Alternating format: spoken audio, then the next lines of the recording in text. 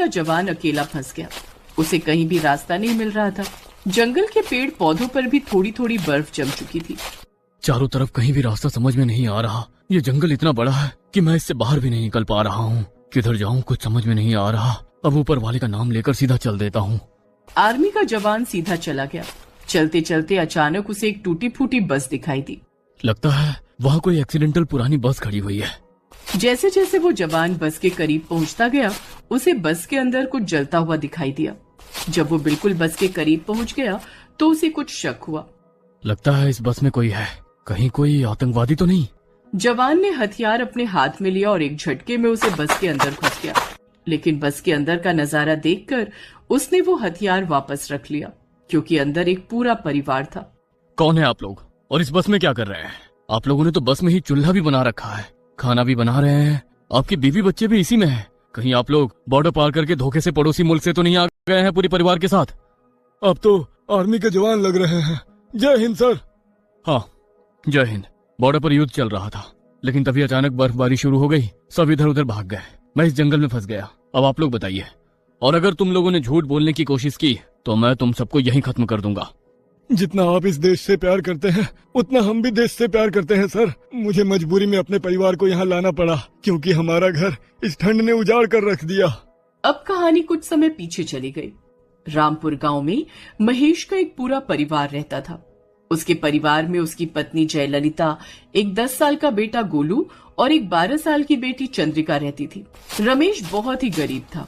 ठंड का मौसम आ चुका था। वो लोग एक कपड़े से बनी झोपड़पट्टी में रहते थे। जयललिता, पिछले 1 महीने से काम ढूंढ रहा हूँ, पर इस ठंड में कहीं काम नहीं मिल रहा। अपने माँ बाप की ये सब बातें गोलू और चंद्रिका ने सुन ली। गोलू चल बाहर खेलने चलते हैं। गोलू और चंद्रिका घर के बाहर जाने लगे, लेकिन तभी उसकी माँ ने उन दोनों को रोक लिया। बाहर बहुत ठंड पड़ रही है। इतनी ठंड में बाहर खेलने जा रहे हो तुम लोग? ठंड लग जाएगी। अभी तो खाने के पैसे नहीं है, फिर दवाई कैसे कराएंगे हम लोग तुम्हारी?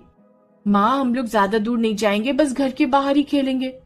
इसके बाद गोलू और चंद्रिका घर के बाहर चले गए। थोड़ी दूर पहुंचने के बाद चंद्रिका ने गोलू से कहा, गोलू तुझे भूख लग रही होगी ना?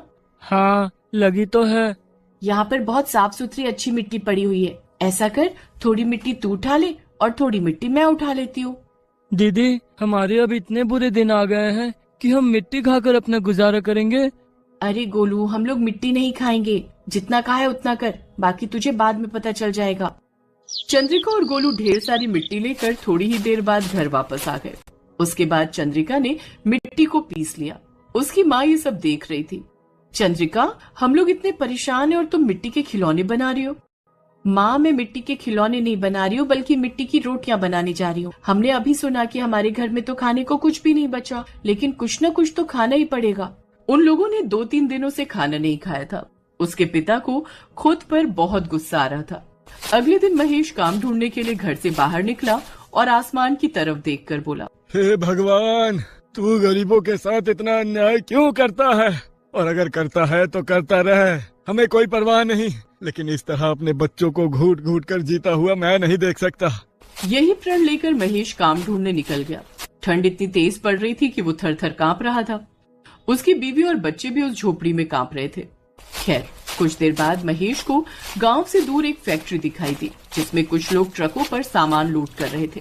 महेश भागकर उनके पास गया। मुझे यहाँ पर कोई काम मिल सकता है क्या? मैं कुछ भी करने को तैयार हूँ। अरे मुझे ऐसे लोग ही तो चाहिए जो कुछ भी करने को तैयार हो जाए।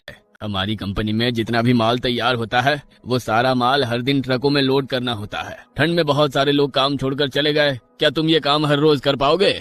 महेश ये सुनकर खुश हो गया। मैं बिल्कुल तैयार हूँ। मैं लगातार पूरी मेहनत और लगन से काम करूँगा। महेश ने ठंड में दिन भर पूरी मेहनत के साथ काम किया। शाम को उसे दिहाड़ी मिल गई।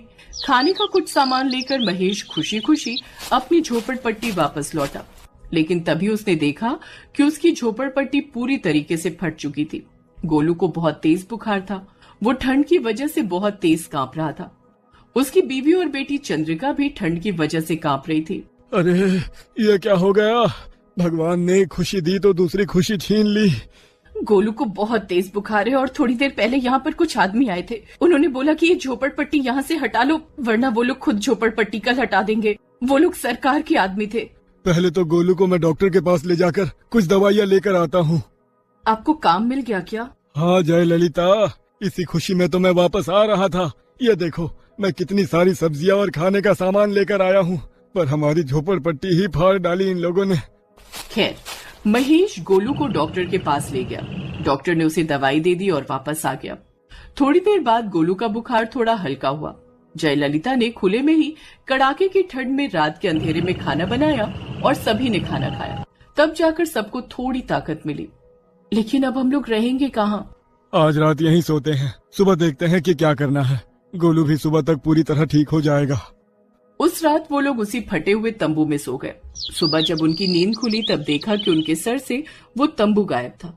तुम लोगों को मैं कल ही समझा दिया था कि यहाँ से निकल जाना, लेकिन तुम लोग नहीं माने। अब यहाँ से जाते हो कि पुलिस को बुलाऊं? जाता हूँ बाबूजी, इतना तो रहम करो इस ठंड में। उस आदमी ने महेश को एक लाठी मार दी। तभी गोलू को गुस्सा आया और उसने पत्थर उठाकर उस आदमी को मारा, जिससे उसकी खोपड़ी फूट गई। तभी महेश ने जल्दी से अपने परिवार को और सारा सामान समेटा और वहां से भाग गया। भागते भागते वो किसी जंगल के अंदर घुस गया ताकि वो आदमी उसे पकड़ न ले। बेटा, तुझे ये नहीं करना चाहिए था। अच्छा हुआ हम यहाँ आ गए, वरना वो लोग हमें पुलिस के हवाले कर देते। इस ठंड में एक तो वैसे भी हालत खराब है। लेकिन पापा, अब हम रहेंगे कहाँ इस जंगल में? बेटा, हम गरीबों का कोई ठिकाना नहीं रहता। हमें कहीं न कहीं रहने का इंतजाम तो करना ही पड़ेगा। अभी 6 बजे हैं और 10 बजे मुझे काम पर पहुंचना होगा। नया नया काम मिला है, छूट जाएगा तो भूखे मर जाएंगे हम लोग। वो लोग उसी जंगल में ही इधर उधर भटकने लगे। काफी दूर जाने के बाद उसी जंगल के अंदर उन्हें एक टूटी फूटी बस दिखाई दी।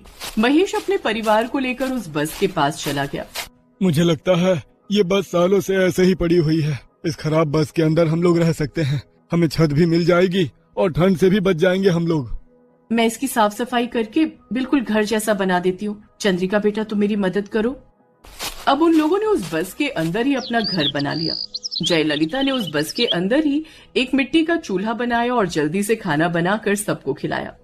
खाना खाकर महेश तुरंत फिर से काम पर निकल गया। अब कहानी एक बार फिर से वर्तमान में आ गई, जहाँ पर महेश उस आर्मी ऑफिसर को अपनी आप बीती सुना रहा था। उसकी कहानी सुनते सुनते उस जवान की आंखों में आंसू आ गए। हम दिन रात इस देश के लिए मरते हैं, तो अपने देश के आम लोगों की हालत कैसे देख सकता हूँ? आप लोग मेरे गाँव चलिए, हमारा बहुत बड़ा घर है। नहीं नहीं साहब, हम आपको तकलीफ नहीं दे सकते। आप तो वैसे ही दिन रात देश की सेवा में लगे रहते हैं। हमारी वजह से आप परेशान मत हो। आपको भारत माता की कसम है, आप लोग मेरे साथ चलिए, वरना इस ठंड में ये छोटे छोटे बच्चों की हालत खराब हो जाएगी यहाँ। उस आर्मी के जवान ने भारत माता की कसम दे दी, इसलिए महेश अब अपने परिवार को लेकर उस जवान के साथ उसके गांव चला गया। उस जवान के पिता रिटायर्ड कर्नल थे। उन्होंने चाय और पकौड़ी की दुकान खोलकर महेश को दे दी और वो लोग खुशी खुशी रहने लगे।